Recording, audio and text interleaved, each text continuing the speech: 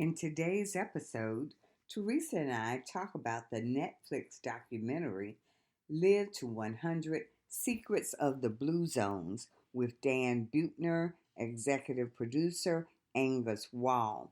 Please, please, please do us a favor and watch the documentary on Netflix. It's amazing, filled with wonderful information about how to live longer and to be healthy as you age. Live to 100 Secrets of the Blue Zones. Listen in. Thank you so much for listening to this episode of Earrings Off. We want to invite you to subscribe, rate, and leave us a review. You can find us on Facebook at Earrings Off Podcast and on Instagram at The Earrings Off Podcast. Welcome to Earrings Off. I'm Lou. And I'm Teresa. Let's get started. Hello. Hello. How are you doing? I'm hanging in there. How about you, partner? I'm doing all right. Yep. You seem a bit preoccupied, though. What's going on? Well, I had some things going on here. Thank you for drawing attention to it. I was trying to handle my business so people wouldn't know, but as usual, thank you so much for being so supportive and drawing attention to. I was trying to get my stuff together, but anyway, I'm doing well. You okay? It was concern. It was out of concern. I'm good. I'm excited that we are going to this less than an hour format. We'll see where we end up today. Likely an hour. Well, if we do, it's all good. It's all good. Yeah. Guess what? It's our show. Don't you love it? Where we do what we want. I tell you. Yep. Mm-hmm. How was your week so far? Well, it's been up and down. We had a little drama in the family, but we're dealing with it. We're okay. Yeah. Yeah, that comes with living, You know what? It's the truth. I was telling somebody just today, last night, as a matter of fact, this adulting thing. When you're a kid, you can't wait to get there, but when we're actually here, it's like, woo! It's a lot. Some days it's a lot. Yeah. You think that once you get to that stage, it's like, whew, I did it. I made it. But then, the phone starts ringing and it's like, oh my gosh, the problem seem a bit bigger somehow. Yeah. You can't wait to get here, not realizing there's a whole lot of responsibility with it. A lot. So, yeah. But, still thankful. Oh gosh, yeah. Still thankful. Yeah. And it's funny though, a lot of it, I'll give you an example of something that happened to me today. My daughter had to have her car serviced. Mm-hmm. It was, 10,000 mile mark or something like that. And it's oil change, tire rotation. And so she gets the car back and she's driving. She was like, ooh, this feels like a new car. And I'm like, well, why did it feel like a new car? She's like, I believe the air in my tires was too low. I'm like, if you thought that, why didn't you have something done about it? Yeah. And she was like, well, I didn't know. The light will come on and says, tire pressure low. But then when I get back in the car, the light is gone. Yeah. Well, she's learning. But, you can't ignore those things, and they come on for a reason. But I'm glad. Right, she's learning. But Teresa, I'm going to tell you, when you mentioned the car stuff, that's part of the adulting thing that sort of messed with me. I told you my car, the dashboard was just flashing and something went on with my computer system and it caused $2,000. Well, Oh, $1,950, and then 2000. yeah, $2,000, and then the next week, my husband's car went nuts, and he had to pay 2,000.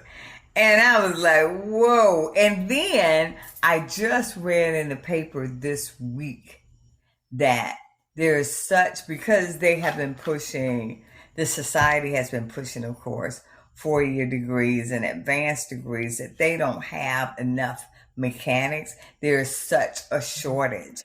And they're saying that the mechanics, they're older now, and they're retiring or dying and not able to work anymore. And they don't have a sufficient number of younger mechanics to fill that void. That's why we have, I think my husband's car, it might have been a couple of months before he could get it in.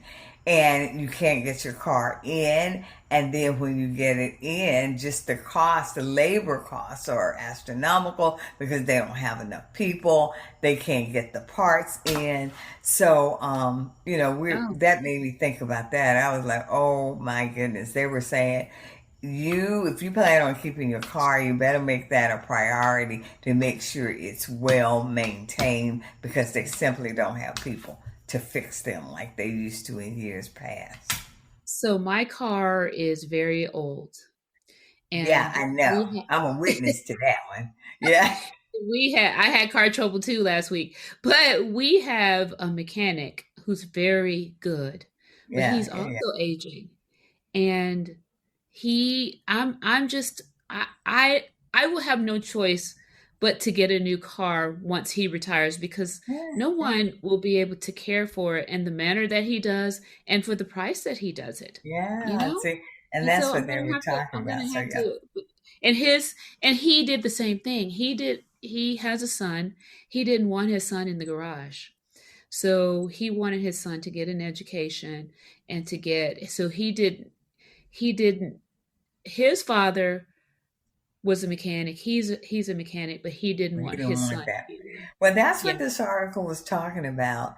That, and they do very well, and they make good money, and it's certainly what we need. And a lot of the community colleges, they offer courses, but people are reluctant to take the classes or have their kids decide on that track. But yeah, and the article I read said that we've already started to see the implications from that.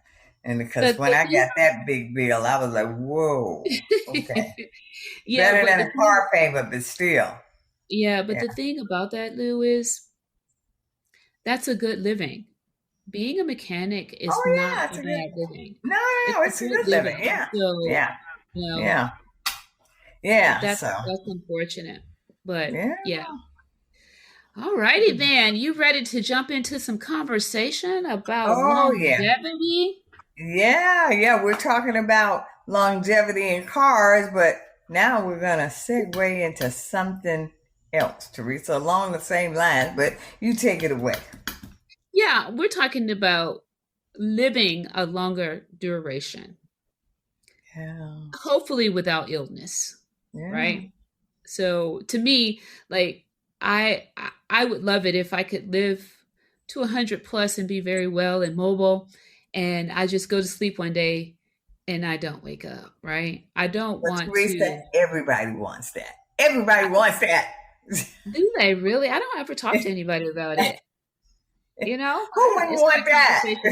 Yeah. It's not a conversation that I have on a regular. But anyway, so that's ideal, right? So recently a documentary was released on the streaming service Netflix. And the title is Live to 100 Secrets of the Blue Zones, right? Mm-hmm. So what is a blue zone? A blue zone is a term used to describe a geographic area or region where people live longer, healthier lives compared to the global average. These areas are characterized by a high concentration of individuals who reach a remarkable age, often exceeding 90 or even 100 years old. The term blue zone was coined by author and researcher Dan Buettner, who identified and studied these regions around the world, and as what his findings are documented in the Netflix series that both Lou and I have watched, and we're going to talk about. So, just a quick synopsis. But by the way, Lou, what do you know? What the average expectancy? But that's what I was wondering. Is it 73, 78 for U.S.? Is 77.28 years, and that's America. That's not Black America. Yeah, I know. But for right. Yeah. So, but go ahead. Yeah, but Teresa, what I saw though that makes this topic so important was that an average of 10,000 people turn 65 each day. An average of 10. Yeah, you're exactly right, my smart co-host. You're exactly right. And that's a lot of people. And so given we have so many people over 65 and we're having less babies, of course, being born, you know the implications of that. Yes. Okay? It's more important than ever that we take care of ourselves, because who is going to take care of all these babies? Who's going to take care of all of these over 65 seniors? Right. And there's already a caretaker shortage. We hear the stress of people being caught in the middle between having to take care of their kids and their parents. And so the best thing we can do as responsible adults is to try to maintain our health. Yeah. Wow, Lou. That's a lot. That's a lot. When I saw that, I was like, what? That is a lot. Who knew that? Wow. Yeah. So, a synopsis of the film, and then we're going to talk about our take on what we saw. In the early 2000s, best-selling author and adventurer Dan Buettner collaborated with National Geographic to reverse engineer a formula for longevity. He scoured the globe for years in pursuit of places where people live much longer than average, and the concept of blue zones came to fruition. Those expeditions led to the discovery of blue zones within Okinawa, Japan, Sardinia, Italy, Ikara, Greece, Nicoya, Costa Rica, Loma Linda, California. In these places, Dan discovered people living to be 100 at the highest rates in the world. These 5 populations each have their own unique secrets, but also share some surprising common behaviors that are proven to promote longevity and health. So tell me, Lou, what was your impression? Because it was you who brought this thing to my attention, and I'm so glad you did. Yeah. And see, Teresa, I mentioned it because I thought you mentioned to me that you'd seen this before. But yeah. Not that one on Blue Zones. That was I had never seen it. Yeah. Well, I'm gonna tell you, I liked very much the information, because what I got from it, Teresa, that is not so much that you have to live in a blue zone, even though the community piece is very important, but the information he shared to me was transferable. It was information that we could use in our own everyday lives, because one thing that stuck out at me, and the diet is my challenge, so the thing that I sort of gravitated to was, of course, when they talked about movement. I told you there were people in their 90s who were basically doing squats, but they weren't doing them as a form of exercise in their everyday lives because of whatever tasks they were doing, or, their lifestyles, or whatever they had to do as a part of their everyday activities. Squatting was just natural to that blew my mind. That blew my mind, because they could do squats so easily at that age because they've been doing them all their lives.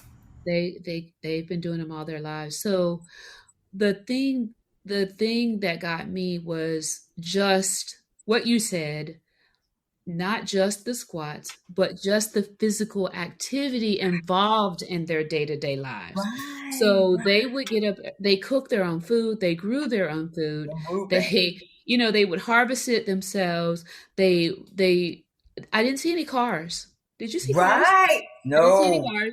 No, they were walking. In particular, the one where in Greece, the series in Greece, the 90-plus-year-old went to church regularly a few times a week and had to walk uphill every day to get to church. And I've never been to Greece, have you? You've been to Greece, right? It's beautiful. No, I haven't. So you've seen the Mediterranean pictures, how the houses are down hills, and they literally had to walk almost straight uphill to get to church. And they did it routinely.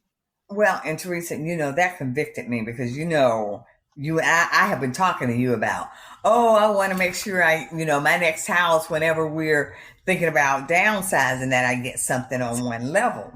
And what that showed me is that's not necessarily a positive for your health, because they have been doing that for years. And that was part of their routine, to go to church and not think about this climb that they had to do. And I told you, I read about, a few years ago, I think he was like a 95-year-old man who had a 2-story house, and his kids wanted him to move. And he said, no, I don't want to move. And then the doctor told the kids, no, let him stay there.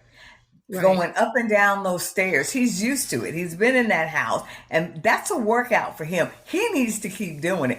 Their dad never even thought. Now, they would get winded when they would come to see their dad, but the dad took those stairs like a champ all throughout the day. And so when I looked at that piece about the folks in Greece, that's what I thought about how it was natural for them to have movement in their lives, in their day-to-day activities. And we have to make sure we do that and not become sedentary. That's the thing. Right. Yeah. And it's the modern conveniences of the West that are plaguing us, right? So, for instance, sitting at a table and chairs. We don't sit on the floor, to eat. Many cultures do. Right. And we don't have to get up from the floor. That, that also helps you, As a matter of fact, that's part of an assessment of functional aging. They want to see, can you get up off the floor by yourself, unassisted, without grabbing on something? Yeah. Right. Yeah. I didn't realize that, but that's good. Yeah. So there were a lot of commonalities, and then there were a lot of differences. But the thing that struck me most was that in each of them, the intent was not longevity.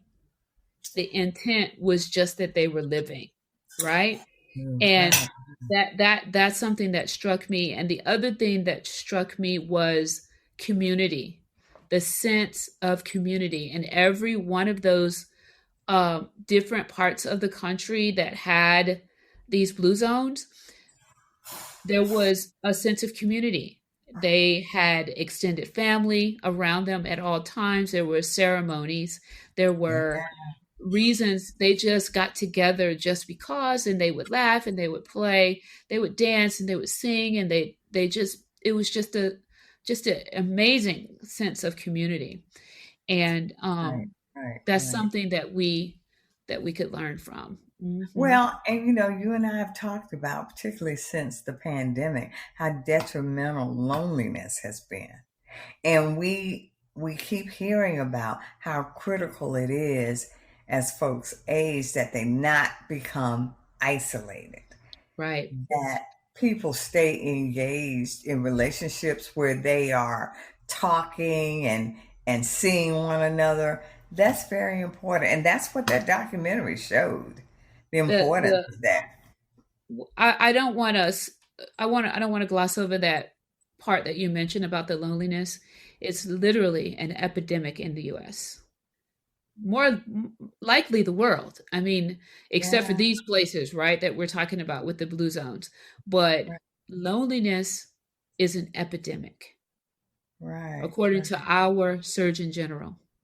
Hmm. Right. Right. Yeah. And I think, And Patricia, when you point that the convenience that we have in this country, that we've always sought after, and it's we want things easy. That's what we were about. We've always lauded ingenuity to have things easier, but in some ways that's been to our detriment. And I think when I think about that, I think about also when we reach a certain level and we can't afford to get out on our own and isolate ourselves, and we can be in houses and we don't have to have extended family right there because everybody can afford their own place. Has that been the best thing for us in the long term when ooh, we are living away from each other and not interacting with each other? And people say, well, we do a Sunday dinner, but that documentary, they were doing more than that. It was more than once a week that they saw their circle, you know? right. Hmm. Yeah. Yeah. Yeah. Yeah. So, That is true. So active lifestyle, strong family and community ties. yeah. People had a sense of purpose, regular physical activity. Oh, and this was another thing. They were not all plant based. They weren't all plant based, which is something that most people think Right. is necessary. But they did have a limited amount of meat. It wasn't like meat Right. was not a focus, and Right. it was Right. limited. But they did have some meat, but their Yeah. diets were mostly plant based with lots of fruits and vegetables and beans. Did you hear Right. that one? Right. Like Yeah. Yeah. I every did. I day, did. e- almost all of them had at least a cup of beans a day, beans or legumes Right. a day.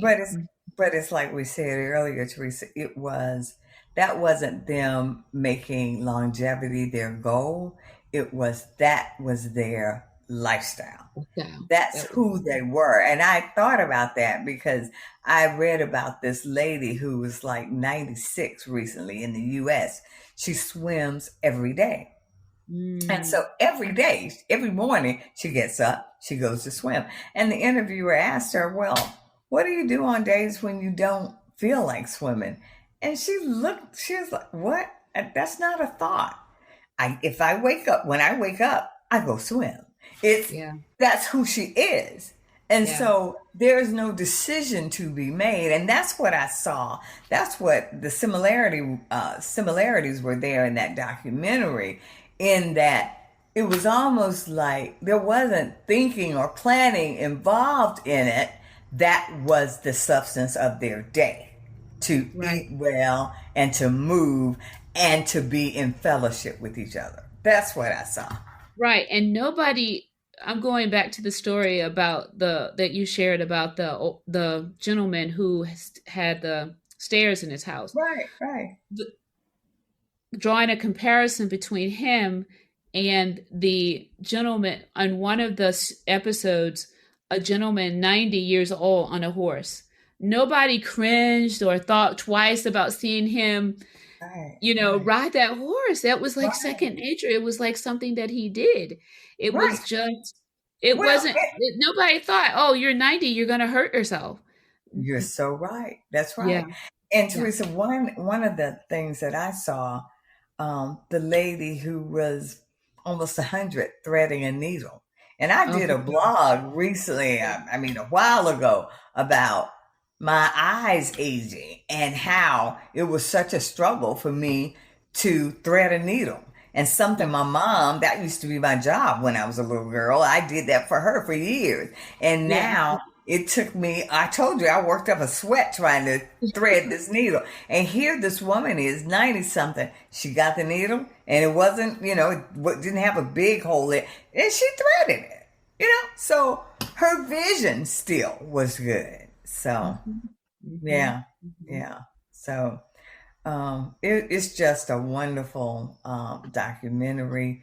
And we certainly encourage people to check it out. Because a lot of this, sometimes in the U.S., we have just made stuff so complicated. Like, you got to go to the gym, and everything we hear, you got to work out X number of minutes, and, weights versus cardio, all of this. And it's just coming at you constantly. If you go online, I probably because of my search history, but anyway, you just bombarded with fitness stuff and information, and some of it can be overwhelming. So what I appreciated about that documentary, the information was pretty simple. So simple and so simple. Yeah. And it's almost scary that it's so simple.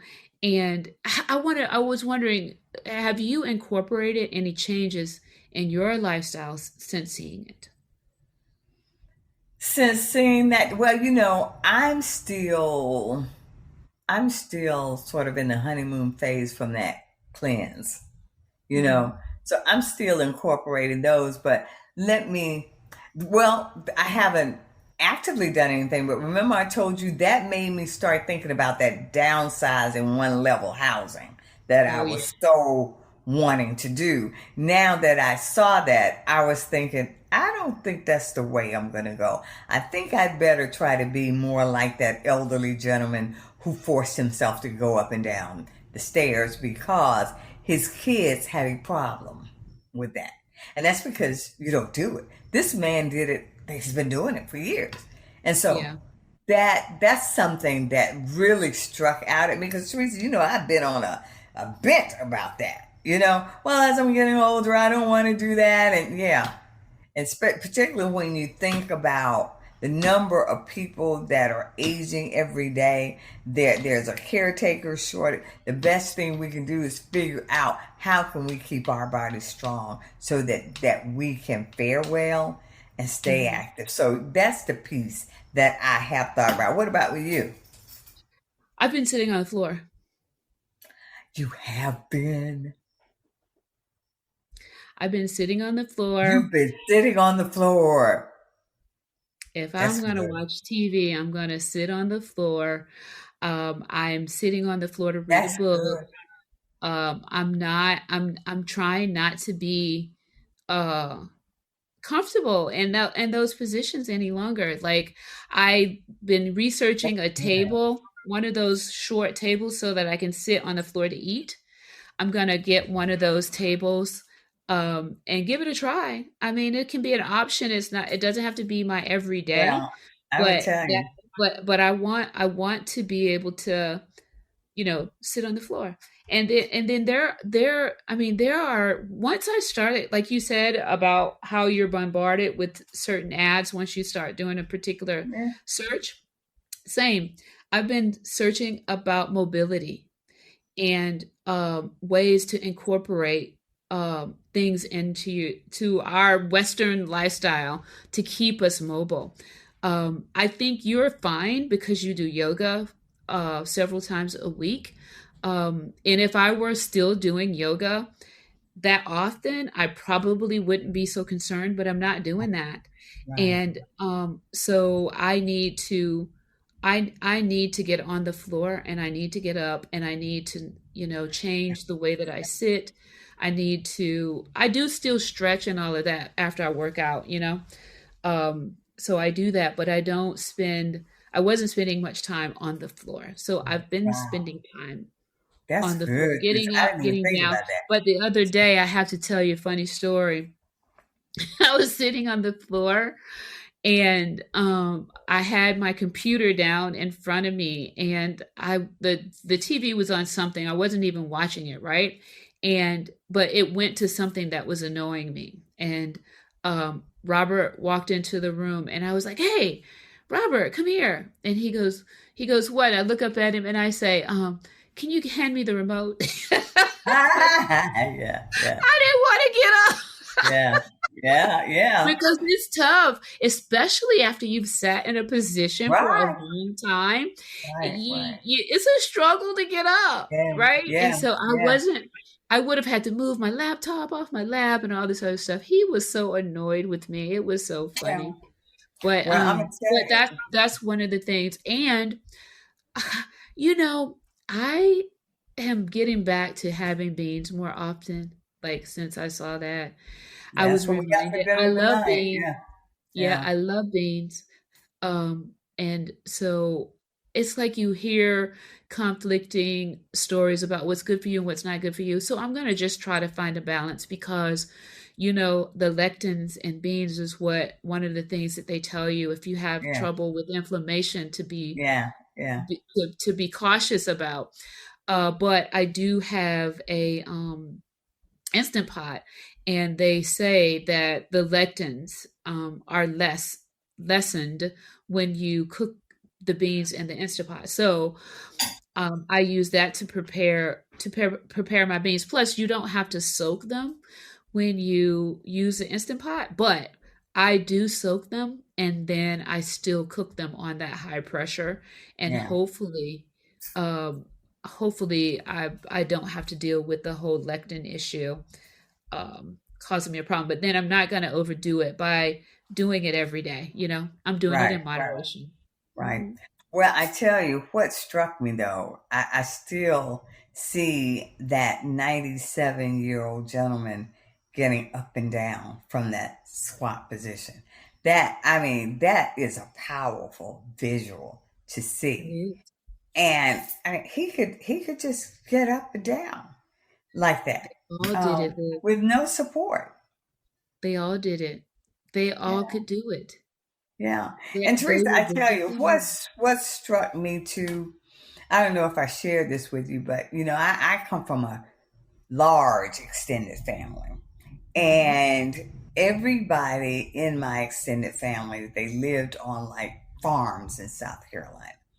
My mom was the one that moved us from, the rural area into the little city in my hometown. We were the only family that moved into the city.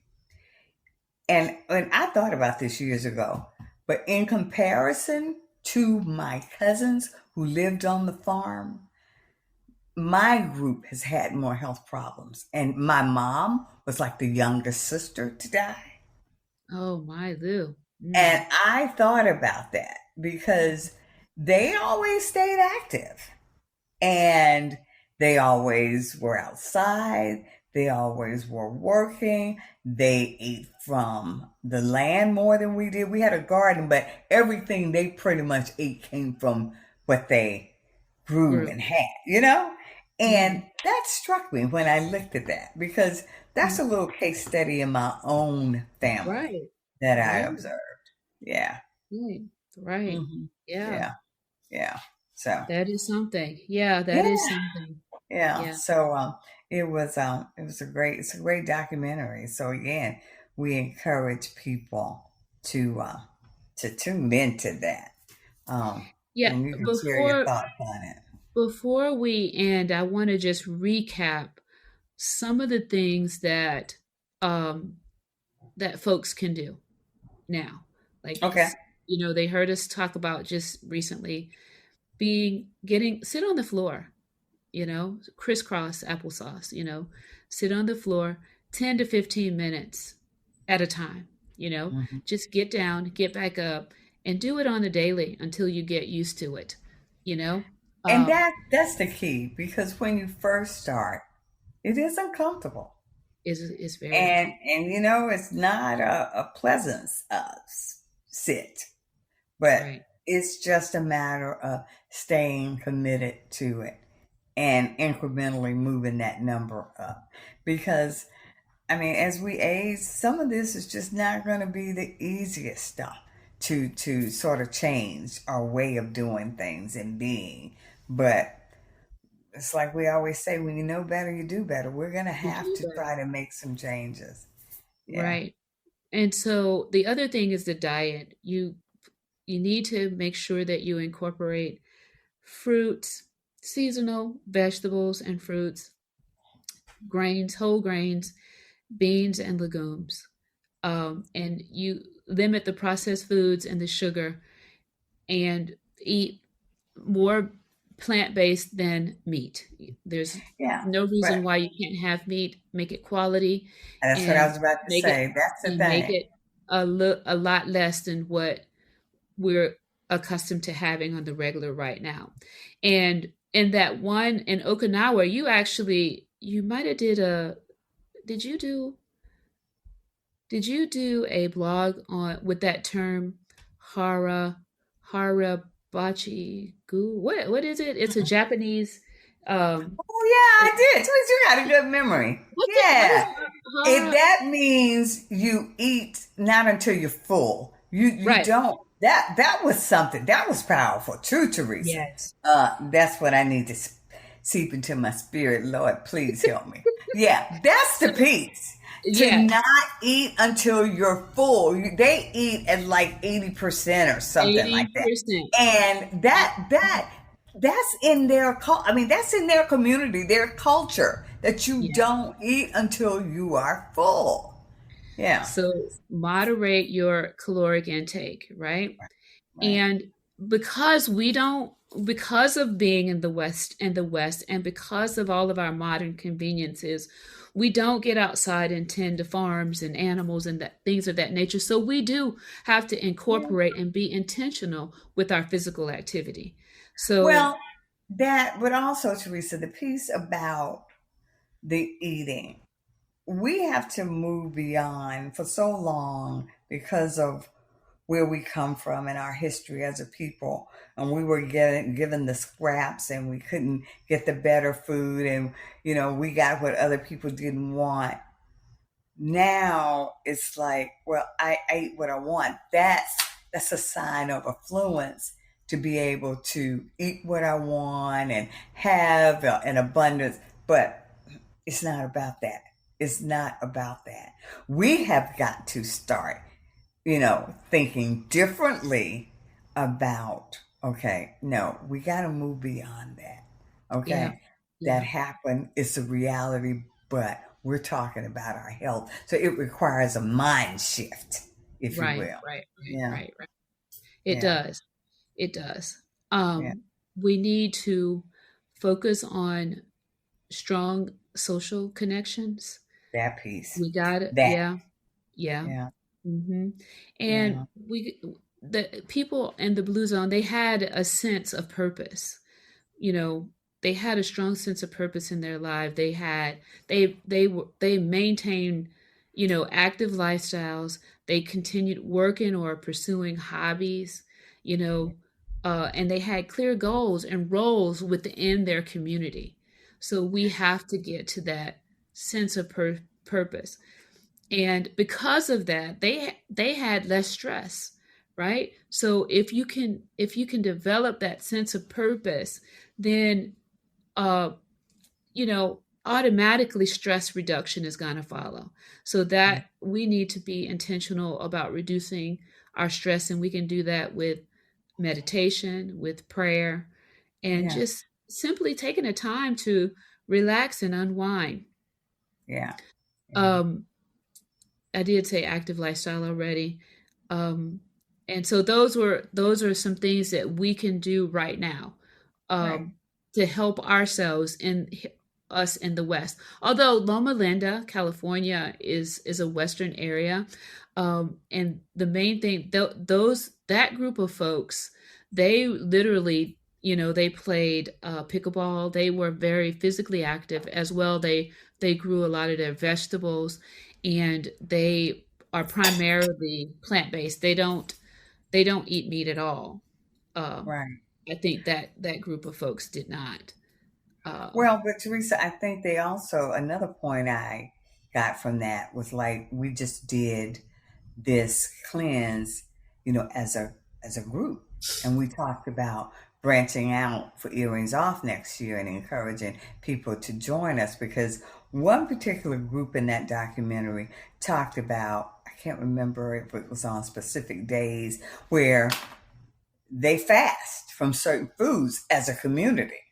And that's just like the Muslims during the month of Ramadan. That's hard to fast for 30 days from sunup to sundown. But when you have your community, just us doing the cleanse together, there was a sense of support. So when you have other people who are trying to be healthier, you have to be careful. What I'm saying is who you surround yourself with in these relationships, because you want people who are going to encourage you to make better choices, and you encourage them to make better choices. And so there's a discipline element to that, where you're not out there by yourself trying to survive, but they were doing this together.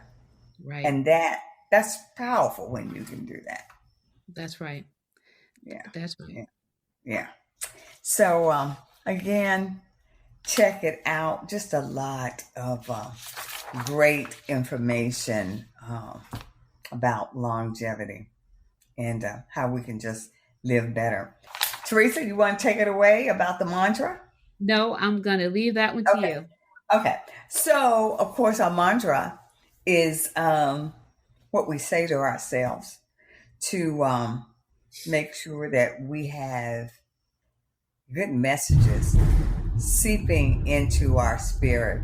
And I read something just today about how important it is to talk to ourselves, to stay calm, how breathing is important, and how mantras sort of fit into that. So the mantra today is called Cusp of a New Day.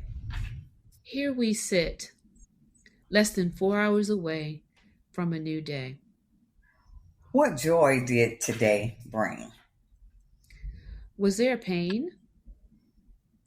Was there disappointment? As this present day ends, we invite you to close your eyes and envision the promise of tomorrow.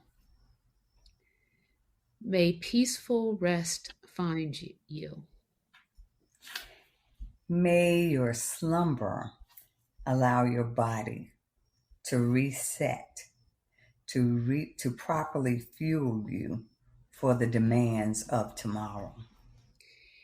If you should dream, may the images you see and the emotions you feel bring a smile to your face, hope to your spirit, and comfort to your heart. When you awake, may you remember to let yesterday's cares remain in yesterday. May you overflow with the possibilities and the promises of a new day. Remember that wherever the day takes you, the journey is only yours to make. May the roads you choose tomorrow spur you to your desired destination. Tonight, this night, may you be saturated, overcome in peace, and be well and rest well. That's it for us this evening here on Earrings Off. Don't forget about our weekly blog, which is published on our website every Tuesday. You can check us out at www.earringsoff.com. We invite you to share your thoughts on tonight's episode. Send us a quick email to info@earringsoff.com. Have a wonderful evening. And stay safe. Take good care.